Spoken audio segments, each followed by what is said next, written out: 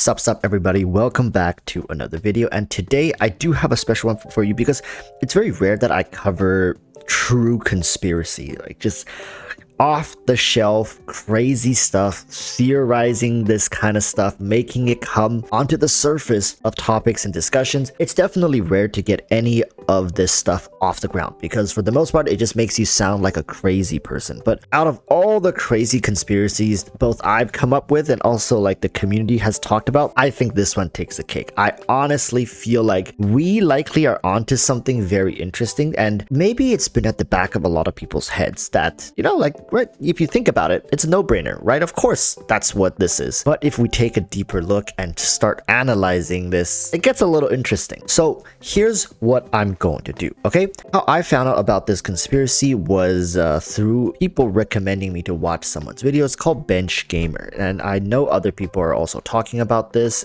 Recently I was asked to react to Braxophone's video regarding Nilu, and towards the end he did mention the conspiracy as well. So it's just not one content creator, and I'm sure especially people in the theory crafting community are maybe more aware of this. So what is the conspiracy? Okay, the conspiracy is this: that HoYoVerse is on purposely trying to drive away their hardcore community members, both from CN, JP, EN, whatever. Like if you are hardcore, you theory craft, you work with the numbers, you min-max everything, they want you gone, right? Why is that? Well, here's the reason. Well, at least here's the watered down shortened version. It's because theory crafters and people who make this type of content are able to predict the value of characters prior to their release, and in combination with leaks and whatnot, you end up having a situation where people already know how characters are going to perform prior to their release, meaning that HoYoVerse loses sales, right? Like ultimately people are just not going to pull for the weaker ones and they're going to all wait for the strong ones, and in turn it hurts HoYoVerse's sales. And that's why they are making content that caters more to the casuals and just trying their best to drive away these people who are really hardcore and caring about the game. So here is what I'm gonna do for you guys, okay? I actually recorded a reaction to the entirety of Bench Gamer's video, but as I was editing it, it turned out to be like almost an hour long because the video itself was 20 minutes and I had to give my input here and there. It was a 20-minute video, so I couldn't wait until I finished it. So this is what we're gonna do, okay? I'm gonna link Bench's video down in the description and also in the comments, so you guys can go take a look if you guys want a more expansive coverage of the topic, but it's not all about the conspiracy. So there's that. This video, I'm going to be focusing on this conspiracy, HoYoVerse's side, player side, and does it really make sense? Does this thing really hold up when you actually scrutinize it? So let's start from HoYoVerse's perspective, right? So yeah, having people sharing leaks and exposing characters' kits prior to their release definitely hurts their business model to a degree. However, I also want to highlight that to HoYoVerse, money isn't really being lost here. Like what I mean by that really is, yeah, they might not pull for this character, but their wallet, their money, their resources are still there waiting to pull for another character. It's simply a reallocation of resources as opposed to a complete loss, right? Unless you're telling me, oh my god, this person was gonna fork over $400 for this character that they know nothing about. Well, I'll be honest with you, those people are gonna fork over $400 regardless if they know the character's broken or not.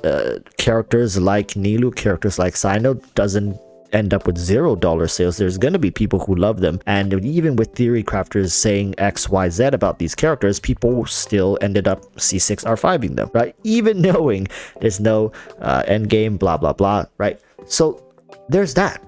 That's from HoYoVerse's perspective, right? Like they understand, at least I hope they understand, that it's not that the money is just gone and they're never going to make that money. It's that that money is now being reallocated and transferred maybe towards another banner. That's how I see this situation going from HoYoVerse's side. So I honestly don't think theory crafters and leaks regarding new content hurt HoYoVerse financially too much. Yes, it definitely does, but not to the degree that we think it does, right? Because we here on YouTube, Reddit, whatever, we we are the minority of the player base. The vast majority of Genshin's player base don't even use YouTube and stuff or search for guides and whatnot. They just play the game. Like, is that so hard to fathom that people can sit there, play a game without looking up guides, without looking up builds, without looking up anything? They just go in and experience it for themselves. Crazy concept, I know,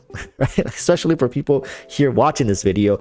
You already are not that type of player. I also want to highlight now from the theory crafters perspective, because I do believe this conspiracy started from the theory crafting community. It's like why does HoYoverse just hate us so much, right? Like us, I mean, from their perspective. I'm not a theory crafter. I'm just speaking from their perspective, right? So somebody thought, how come HoYoverse keeps bringing content that has absolutely nothing to do with theory crafting? Like, oh my goodness, right? Like, revelation. Are they trying to get rid of us passively? So understand, there's not enough people consuming theory crafting content to make like a noticeable dent in HoYoverse's income.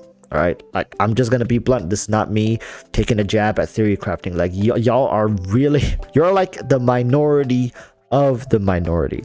People who watch YouTube are already like extremely hardcore when it comes to consuming Genshin content. Now you take a portion of that and people who constantly interact with min-maxing characters and whatnot, like that's really a small portion of Genshin's total player base. I want to say it's like less than 5% of Genshin's total player base are even aware of theory crafting, and even less than that actively partake in theory crafting. So to say that this group of people will make or break HoYoverse's bank statement is a bit of a stretch. And to go a step further, most whales, not all, I've definitely met whales who are heavy theory crafters, or at least really heavy into theory crafting, but the vast majority of theory crafters I found are low spenders or free to plays. And the reason they theory craft is because they want to get the most out of their limited resource. Vast majority of whales are just Unga Boonga players. They will dump money into the game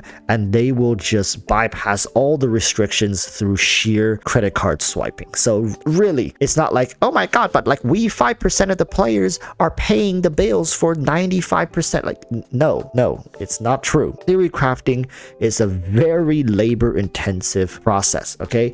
Starting from conception to testing to finalization to conclusion to publishing. Like, it's a whole slew of work, and I understand why it could feel very frustrating to feel like, well, what is the point of continuing to theory craft? I'll answer that for you, right? The point is self-satisfaction. I think these people take a lot of pride in coming up with new metas or analyzing characters. I think there has to be some level of joy or enjoyment through the process of theory crafting. It's not just about the result. It's not just about the views. Continue to theory craft. There's loyal viewers and people following theory crafters for a reason. At the end of the day, even if the game doesn't demand strong min-maxed characters, you yourself can find satisfaction in building these characters. It's one way to play the game. The game was designed to include options for min-maxing, so why not take advantage of it? It's okay to feel proud that you have a powerful account, even if you literally 1-2-shot everything. I mean, last stream, we just saw somebody create a new account, 6 days in, 36-star The Abyss with the Nilu team, and a bunch of 4-star characters, even like 2 characters at level 40, using Favonia's weapons as energy bots. It's not a hard game if you know what you're doing. Theory crafting is invaluable to this community. I do think that for the most part, some of the best and most interesting content has come from theory crafting. It's just knowledge, raw, unfiltered knowledge, and there's something beautiful about that. Is HoYoverse trying to get rid of theory crafters though? I don't think so. I don't think HoYoverse really cares enough about the small percentages of loss from these people publishing their work, because I think HoYoverse values a well-diverse community, just like the characters they make. HoYoverse wants their community to not just be cosplayers and casual players, but also hardcore players, whales, free-to-plays, all the spectrum of players. They want to create a space for all of us. Now, it might not be heavily incentivized for hardcore players, but if you truly want to tools are all available in game. The information is all there. If you want to go farm and grind, you could. It's just you have nowhere to really utilize them. Now, if that bothers you, maybe Genshin's not the game for you. However, I think this conspiracy theory maybe is a bit of a stretch, alright? But what do you guys think? Do you guys honestly think Hoyoverse is using this underhanded tactics to drive away theory crafters and hardcore players? Leave it in the comments down below, alright? Until next time, urge y'all to stay safe and peace. Bye.